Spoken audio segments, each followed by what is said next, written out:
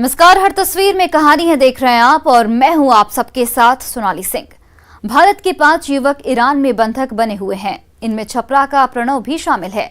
इन युवाओं ने social media के जरिए भारत सरकार से मदद की गुहार लगाई है। ये लोग नौकरी पाने ईरान गए थे, लेकिन वहां ड्रग्स तस्करी के झूठे केस में उन्हें फंसा दिया गया। ईरान की कोर्ट ने उन्हें बरी भी कर दिया, लेकिन कागजात नहीं मिलने से उनकी रिहाई नहीं हो पा रही, जिससे परिजन भी परेशान हैं। नमस्कार, मेरा नाम अनिकेत श्याम यनपुरे है। मेरी उम्र 28 साल है और मैं महाराष्ट्र से हूँ। नमस्कार, मेरा नाम तामेश्वरन, उम्र 30 साल का हूँ, मैं तमिलनाडु का हूँ। नमस्कार, मेरा नाम मंदार मिलिंद वर्लीकर है। मैं 26 साल का हूँ और मैं महाराष्ट्र से हूँ। नमस्कार, मेरा नाम नवीन सिंह है। मैं 27 साल का हूँ, मैं उत्तराखंड से हूँ। नमस्कार, मेरा नाम प्रणव कुमार है। मैं 22 साल का हूँ, मैं बिहार से हूँ। नमस्कार माननीय प्रधानमंत्री श्री नरेंद्र मोदी जी, ये वीडियो मैं हमारे वतन वापसी के लिए बना रहा हूँ। ये वीडियो मैं चबहार से बना रहा हूँ, जो ईरान के सिस्तान बलूचिस्तान में है।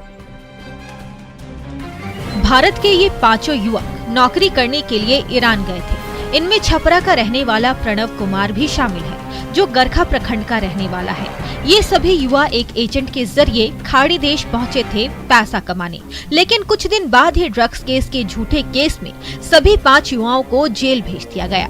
सभी ने वहां की कोर्ट में अपनी दलील दी और बेगुनाह भी साबित हुए, लेकिन कागजात नहीं मिलने की वजह से अब तक वतन वापसी का रास्ता साफ नहीं हुआ। लिहाजा इन युवाओं ने केंद्र सरकार से रिहाई की अपील की है। पासपोर्ट है ना कोई डॉक्यूमेंट्स है, तो सर हम सबके जान को यहाँ पे खतरा है सर। कुछ भी हो सकता है सर हम लोग के साथ, बिकॉज जब हम लोग को रिहा कर दिया गया सर, तब ईरान ऑफिशियल्स ने ना अपने एम्बेसी को कोई इन्फॉर्म किया, ना कोई डॉक्यूमेंट्स दी, ना उन्हें कोई सूचना दी। सर हम लोग की हालत यहाँ पे बहुत बहुत खराब है। मैं आपको हाथ जोड़ के विनती करता हूँ सर कि हम लोग की वतन वापसी कर दो। फरवरी 2019 में भारतीय एजेंट के जरिए मर्चेंट नेवी की नौकरी करने दुबई जाने वाले इन युवाओं ने एजेंट को 5-5 लाख रुपए भी दिए थे, जैसे कि परिजन बताते हैं। लेकिन 21 फरवरी 2020 को इन 5 युवाओं को ड्रग्स स्मगलिंग के आरोप में ईरान जाने वाले शिप से गिरफ्तार कर लिया गया। लगभग 400 दिनों तक ये ईरान की चाबहार जेल में कैद रहे। इस साल 9 मार्च तो इन्हें चाबहार कोर्ट ने बेगुनाह मानते हुए रिहाई भी दिया, लेकिन अब तक ये जेल में ही कैद है। सारण के गरखा के जोड़नीपुर गांव के रहने वाले प्रणव की मां का बुरा हाल है। अनहोनी की आशंका से डरी ये मां सरकार से मदद की गुहार लगा रही है। अभी आज फिर सुबह में बात हुई थी, तो वही बोले हैं कि ईरानी का लोग हमको धमकी दे रहे हैं कि आकर वीजा पासपोर्ट कंपनी से ले जाओ। सरकार से मदद चाहते हैं सर कि हमारे बच्चे 5 बच्चे लोग हमारे आ जाए। ईरान सरकार से मदद नहीं मिलने से मायूस इन युवाओं ने प्रधानमंत्री नरेंद्र मोदी के नाम बनाए इस वीडियो के जरिए रिहाई की गुहार लगाई है। उम्मीद है खबर दिखाए जाने के बाद जिला प्रशासन से लेकर राज्य और केंद्र सरकार भी हरकत में आएगी और 5 युवाओं की रिहाई का रास्ता साफ हो पाएगा। संतोष, न्यूज़ 18, छपरा। अब आपको झारखंड के एक होनहार खिलाड़ी की कहानी बताते हैं, जो कभी प्रदेश स्तर पर खेलने के बावजूद आज मुफलिसी के दौर से गुजर रहा है, क्योंकि मजदूरी करने को मजबूर हो गया एक तीरंदाज। देखिए इन तस्वीरों के जरिए।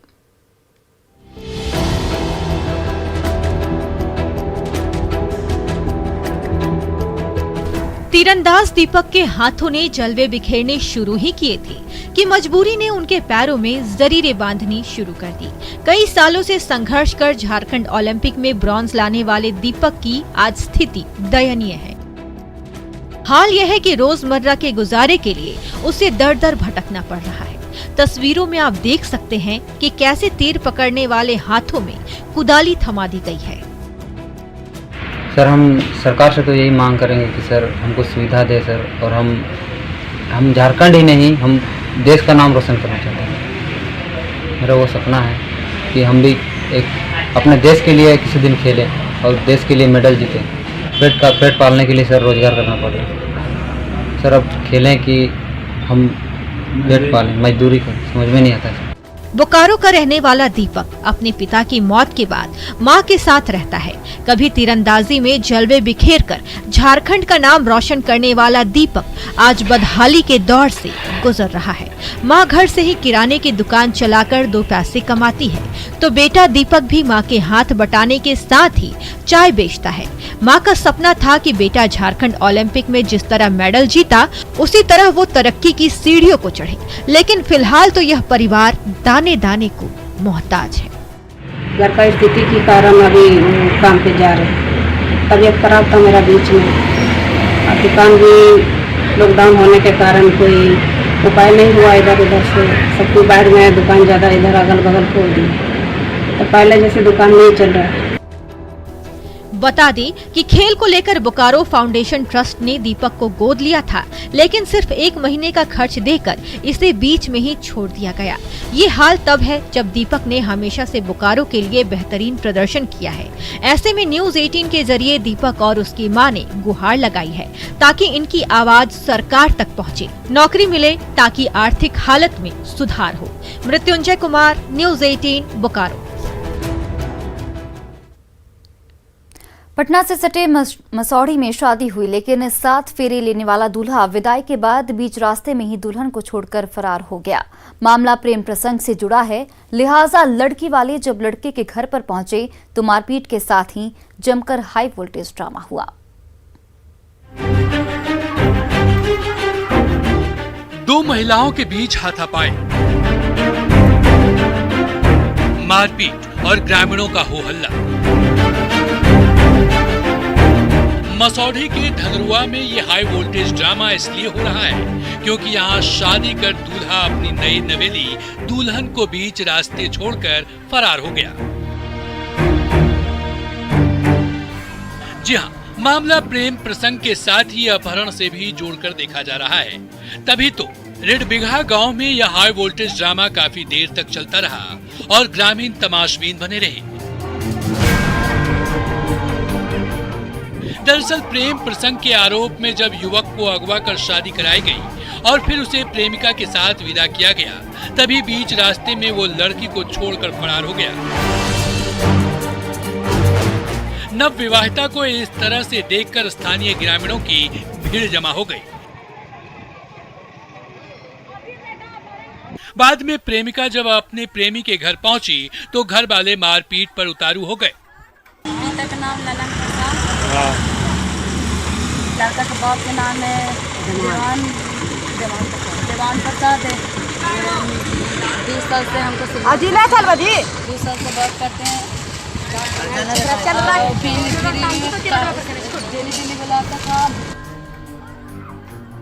पीड़ित दुल्हन ने धनरुआ थाने जाकर अपनी आप बीती सुनाई, लेकिन लिखित शिकायत दर्ज नहीं कराई है। बताया जाता है कि प्रेमी साहिल कुमार, जो रेडबिघा गांव का रहने वाला है, उसका संबंध खड़की चक्रमासी गांव की सरिता से 2 साल से चल रहा था और वो आए दिन लड़की से मिलने उसके घर जाया करता था।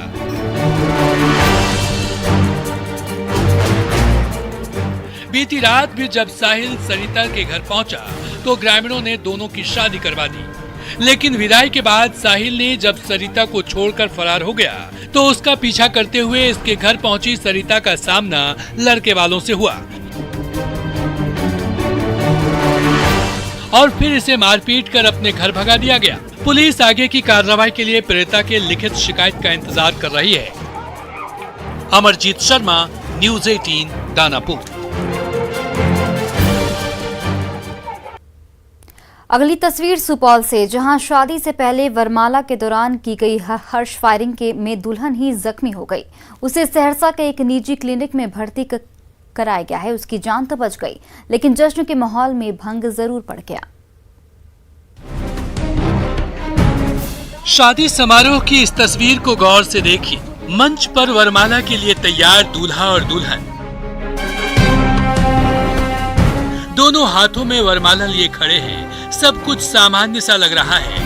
सुपौल के प्रतापगंज थाना क्षेत्र के गोविंदपुर गांव में आयोजित समारोह में मंच से नीचे खड़ा एक शख्स हाथ में पिस्टल लिए नजर आता है। हर्ष फायरिंग के लिए पिस्टल को ऊपर करके दिखाया भी जा रहा है, लेकिन तभी अचानक फायरिंग होती है।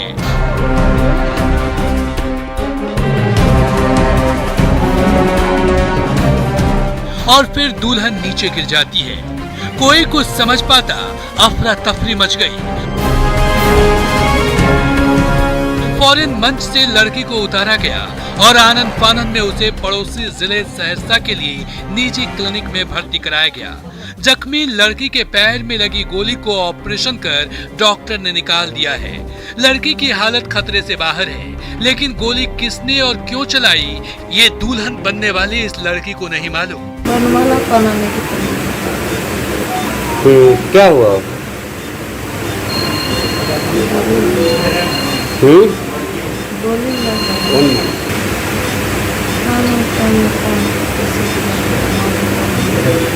नहीं पता है। एक बार फिर देखिए शादी से पहले की गई हर्ष फायरिंग की ये तस्वीर। आसमान में की जाने वाली फायरिंग की जगह दुल्हन की तरफ कैसे मुड़ गया और देखते ही देखते लड़की को गोली कैसे लग गई।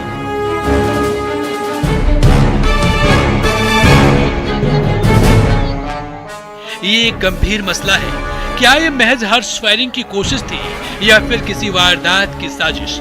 इस मामले पर कोई कुछ भी बोलने से बच रहा है।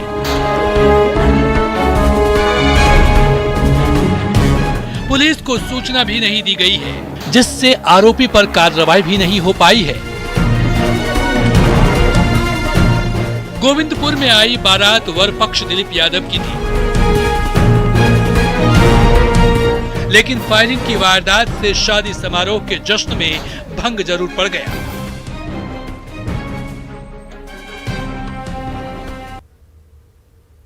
कोरोना काल में वैसे तो बहुत सारी शादियां हुई, लेकिन विवाह की बेहद दिलचस्प और अनोखी तस्वीर गया से आई है। विष्णुपद मंदिर में 7 फेरे लेने से पहले दूल्हा दुल्हन ने कोरोना की वैक्सीन ली।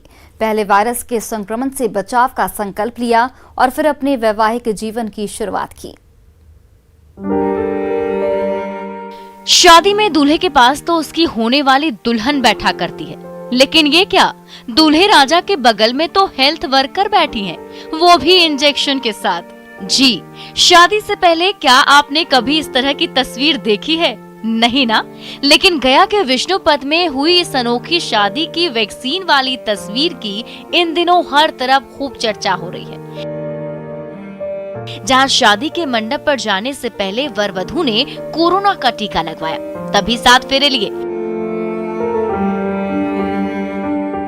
कोरोना से बचाव की वाकई ये अनोखी तस्वीर है, जो समाज को बड़ा संदेश दे रही है। दरअसल गया के विश्वविद्यालय थाना क्षेत्र के सिराजपुर गांव के विकास कुमार की शादी रजौली की रहने वाली पूनम कुमारी से तय हुई थी। दोनों पक्ष के लोग गया के प्रसिद्ध विष्णुपद मंदिर परिसर में बने विवाह मंडप में शादी समारोह आयोजित करने को तैयार हुए।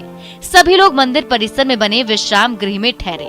ठीक सामने विवाह मंडप पर शादी की रस्में चल रही थी। इसी दौरान दूल्हे राजा विकास की नजर विश्राम गृह में चल रहे टीकाकरण अभियान पर पड़ी। विकास ने फौरन अपने एक साथी को मेडिकल टीम के पास भेजा। टीम के कर्मियों ने जब उससे पूछा कि क्या दूल्हे और दुल्हन ने कोरोना की वैक्सीन ली है, तो पता चला कि दूल्हे राजा और दुल्हन दोनों में से किसी ने भी कोरोना का टीका नहीं लगवाया था।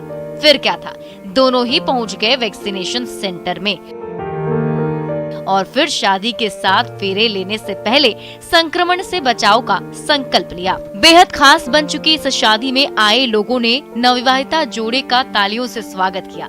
वैसे कोरोना वैक्सीन को लेकर ऐसी जागरूकता यदि हर तरफ देखने को मिले तो इस महामारी का मुकाबला मजबूती से किया जा सकेगा।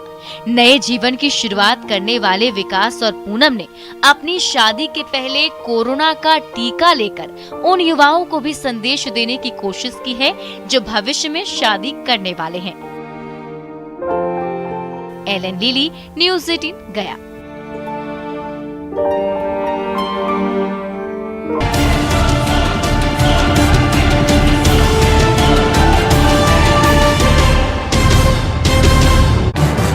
इस न्यूज के सह प्रायोजक होटल मालिक की जमकर पिटाई कर दी। ढाबा संचालक के सिर में चोट आई है और उसे इलाज के लिए अस्पताल में भर्ती कराया गया है। वहीं गुंडों ने ढाबे में जमकर तोड़फोड़ भी की, जिससे पूरा ढाबा तहस नहस हो गया।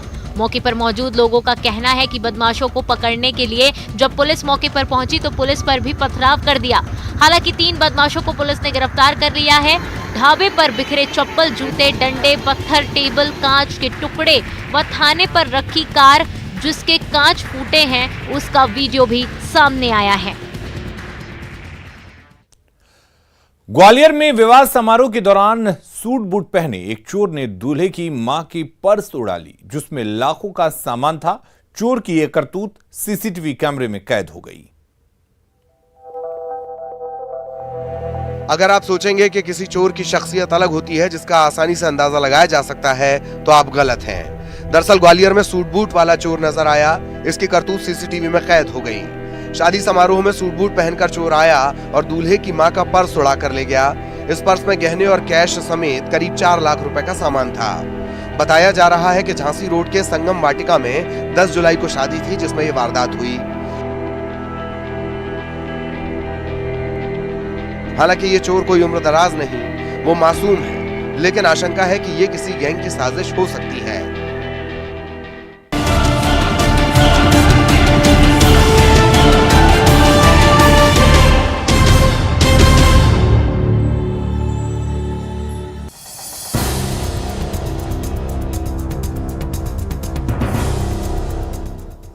बूढ़ी गंडक नदी ने सब कुछ पानी पानी कर दिया। क्या घर और क्या मकान, क्या स्कूल और क्या मैदान, सब कुछ सैलाब के आगोश में समाया हुआ है। न आशियाना बचा और न गृहस्थी का सामान। बूढ़ी गंडक नदी का पानी रातों रात ऐसा फैला कि समस्तीपुर शहर के निचले इलाकों में बसी सैकड़ों झुग्गी और झोपड़ियां तहस नहस हो गईं। और उनमें रहने वाले बाशिंदों की जिंदगानी पानी पानी हो गई। देखते ही देखते सब कुछ डूब गया। अब सड़क के किनारे बसी तंबुओं की यही बस्ती इन बाढ़ पीड़ितों का ठिकाना बन गई है।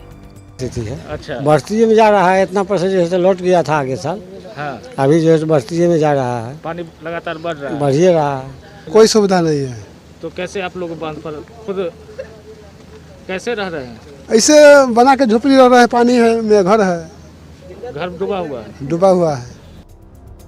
समस्तीपुर से बहादुरपुर जाने वाली सड़क के किनारे बसे तंबुओं के इस मोहल्ले में उन अभागे बाशिंदों ने शरण ले रखी है, जिसका भरा पूरा घर बूढ़ी गंडक नदी ने डुबो दिया। सैलाब में से बचा कुचा सामान लेकर सड़क के किनारे पहुंचे और तान दी प्लास्टिक की झोपड़ी। अब यही इनका ठिकाना बन गया है। लेकिन यहाँ भी जिंदगी आसान नहीं है। न खाने को अन्न का दाना बचा है और न पीने को शुद्ध पानी ही। एक एक पल काटना जैसे मानो पहाड़ जैसा है। न कोई किसी गरीब को मदद है, न कोई है। जैसे सब अपना अपना पन्नी चाहे कुछ टांग के बांध पे रह रहा है। समस्तीपुर के बेघर बाढ़ पीड़ित हर दिन मुश्किल से गुजार रहे हैं। एक तरफ उनका घर-बार सैलाब में डूबा हुआ है, तो दूसरी ओर तंबुओं के मोहल्ले में भी जिंदगी किसी जंग से कम नहीं है। मुकेश कुमार, न्यूज़ 18, समस्तीपुर।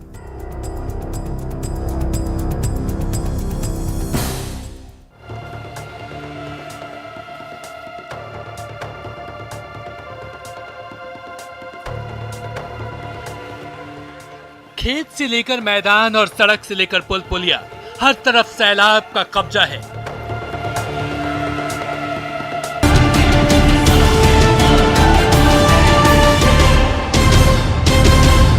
समस्तीपुर के कल्याणपुर प्रखंड के ग्रामीण पिछले कई दिनों से बाढ़ की चपेट में हैं। आसपास के कई इलाकों में पानी ही पानी नजर आ रहा है। रास्ते विलीन हो चुके हैं, घर बार डूब चुके हैं। ऐसे में यातायात का एकमात्र जरिया नाव है, लेकिन प्रशासन की उदासीनता के चलते लोग प्राइवेट नाव वालों की मनमानी के शिकार हो रहे हैं। रास्ते पानी में डूब चुके हैं, घर बार पानी में डूब चुके हैं,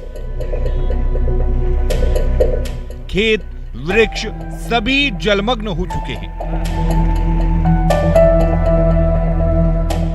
रास्तों पर पैदल चल पाना दूभर हो रहा है, क्योंकि बाढ़ ने ग्रामीणों को परेशान कर रखा है। हर तरफ दिख रहा पानी का ये नजारा है समस्तीपुर के कल्याणपुर प्रखंड का, जहां पिछले 2 दिनों से बागमती नदी का जल स्तर स्थिर रहने के बावजूद लोगों को बाढ़ की विभीषिका का सामना लगातार करना पड़ रहा है। यहां अगर यातायात का कोई साधन बचा है तो वो है केवल नाव, जिस पर सवार होकर न सिर्फ लोग दूसरे इलाकों तक पहुंचते हैं बल्कि नाव पर ही मोटरसाइकिल को भी ले जाते हैं। लेकिन सरकारी नाव उपलब्ध नहीं होने से निजी नाव चालकों की यहाँ चांदी हो रही है। दिक्कत है यहाँ पर। अच्छा, पानी रास्ता पर नाव रहे नहीं, प्राइवेट में नाव जाए अबै छै। 5 रुपया 10 रुपया दै छै, नाव वाला उतार दै छै। प्राइवेट नाव से सरकारी कोई नाव नहीं, एको नाव नहीं है। तो प्राइवेट नाव वालों की मनमानी के शिकार कल्याणपुर के ग्रामीण हो रहे हैं। ऐसी हालत में भी अगर सरकार और प्रशासन लोगों की ना सुने तो निराशा हाथ लगती है। ऐसे में ग्रामीणों की छोटी सी यही मांग है कि यहाँ सरकारी नावें चलवा दी जाए। यहाँ तो नाव की दिक्कत है, नाव के सरकारी स्तर पर नाव नहीं, को नाव नहीं है। समस्तीपुर के कल्याणपुर प्रखंड के वाटरवेज बांध, 0 माइल से बागला कनोदर सहित कई गांवों को जाने वाले रास्ते इन दिनों बागमती नदी की पानी में डूबे पड़े हैं। ऐसा नहीं है कि ऐसा पहली बार हुआ है, सालों से हर बार इसी तरह लोगों को बाढ़ की समस्या से 2-4 होना पड़ता है। लेकिन बार बार आश्वासन मिलने के बावजूद ग्रामीणों की पुकार अनसुनी ही रहती है। लोग जान जोखिम में डालकर या फिर प्राइवेट नाव चालकों की मनमानी को झेलते हुए यातायात करने को मजबूर हैं। लेकिन प्रशासन है कि सरकारी नाव मुहैया कराने में भी सांसें फूलने लगती है। मुकेश कुमार, न्यूज़ 18 समस्तीपुर।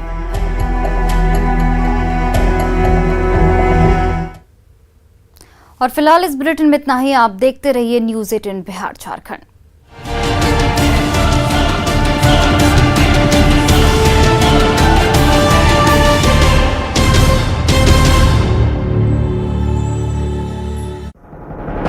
तो क्या लग रहा है, इसमें गोरियां आके बैठती है? हाँ बैठती है। अच्छा, रात्रि भी शाम इसी में कब? हाँ, अभी भी वक्त है। तेतराव के ग्रामीणों की तरह हम और आप भी सजग हो जाएं, तो ये सीधी सादी घरेलू चिड़िया हमसे रूठेगी नहीं,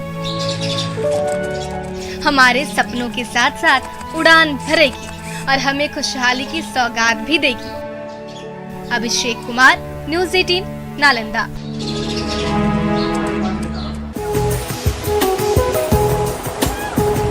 चट्टानों के ऊपर से पानी की दूधिया धारा पूरी रफ्तार से बहती रहती है और उसके नीचे उछल कूद करते ये युवा रोमांच से तरबतर होते रहते हैं।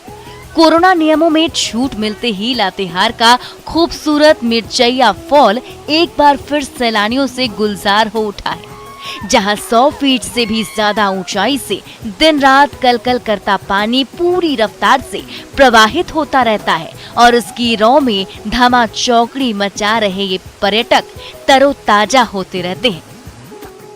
बहुत ही अच्छा लग रहा है, बहुत मजा आ रहा है। ऐसा जीवन का आनंद पूरा लॉकडाउन में सब लोग घर में बंद थे। यस, बहुत दिनों बाद हम लोग आए हैं। क्या किस तरह का बहुत खुशी मिला, बहुत खुशी मिला। मिर्चैया फॉल लातेहार के उन गुमनाम पर्यटक स्थलों में से एक है जिसे प्रकृति ने तो दिल खोलकर सजाया संवारा है, लेकिन उतनी शोहरत नहीं मिली जिसकी वो हकदार है। फिर भी मॉनसून में जब मिर्चैया फॉल की खूबसूरती में 4 चांद लग जाता है तो आसपास के गांव से सुबह और शाम घुमक्कड़ों की टोली पहुंचती रहती है और कुदरत के अनमोल तोहफे का लुत्फ उठाती रहती है। सभी लोग यहाँ एंजॉय कर रहे हैं। वाटरफॉल है, बहुत ही सुंदर है। पानी वानी भी पूरा है, पूरा पानी है। अभी रेनी सीजन जब तक है तब तक तो यहाँ पूरा एंजॉय के लिए बहुत ही अच्छा जगह है।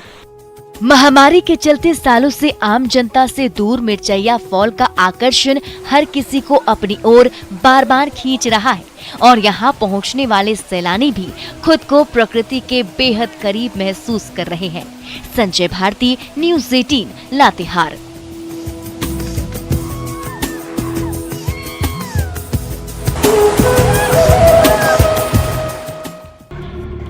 मारपीट और तोड़फोड़ की ये लाइव तस्वीर उज्जैन से आई है। उज्जैन के सांवेर रोड पर खाने के बिल को लेकर ढाबा मालिक और ग्राहक बनकर आए गुंडों के बीच जमकर विवाद हुआ। विवाद इतना बढ़ा कि गुंडों ने होटल मालिक की जमकर पिटाई कर दी। ढाबा संचालक के सिर में चोट आई है और उसे इलाज के लिए अस्पताल में भर्ती कराया गया है। वहीं गुंडों ने ढाबे में जमकर तोड़फोड़ भी की, जिससे पूरा ढाबा तहस नहस हो गया। मौके पर मौजूद लोगों का कहना है कि बदमाशों को पकड़ने के लिए जब पुलिस मौके पर पहुंची तो पुलिस पर भी पथराव कर दिया। हालांकि 3 बदमाशों को पुलिस ने गिरफ्तार कर लिया है। ढाबे पर बिखरे चप्पल, जूते, डंडे, पत्थर, टेबल, कांच के टुकड़े व थाने पर रखी कार जिसके कांच फूटे हैं, उसका वीडियो भी सामने आया है। ग्वालियर में विवाह समारोह के दौरान सूट बूट पहने एक चोर ने दूल्हे की मां की पर्स उड़ा ली, जिसमें लाखों का सामान था। चोर की यह करतूत सीसीटीवी कैमरे में कैद हो गई।